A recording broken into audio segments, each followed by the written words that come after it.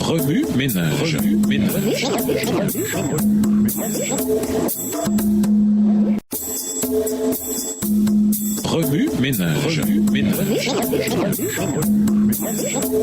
Bienvenue dans votre émission Remue ménage. Nous voilà à la leçon de jeudi. S'impliquer, l'amour plus fort que la mort. En outre, le prophète est admis à contempler dans un lointain futur le premier avènement du Sauveur. Et maintenant, le prophète était témoin de l'agonie de Jésus en Gethsémane, des outrages et de la brutalité dont il fut ensuite l'objet, et enfin du crime de la crucifixion. Il entendit le cri d'agonie du Sauveur. « Mon Dieu, pourquoi m'as-tu abandonné ?» Suffoqué de douleur, d'indignation et d'horreur, il assiste à l'hypocrisie et à la haine satanique de la nation juive à l'égard de son Rédempteur, l'ange puissant qui l'a accompagné dans le désert. Il le vit gisant dans le sépulcre neuf de Joseph d'Arimathée, et tout le pays fut comme enveloppé d'un suaire de désespoir. Mais bientôt le Fils de Dieu sortit victorieux du tombeau et remonta au ciel, escorté d'anges et d'une multitude de captifs sortis de leur sépulcre. Extrait tiré du livre Patriarches et Prophètes, au chapitre 43, aux pages 451 et 452, livre écrit par Ellen G. White. Les anges qui assistaient à l'agonie et au désespoir du Sauveur se voilaient la face devant cet effroyable spectacle. La nature elle-même exprimait sa sympathie à son auteur injurié et mourant. Le soleil refusait d'éclairer une scène aussi atroce. En plein midi, alors qu'il brillait auparavant de tout son éclat, il parut disparaître soudain.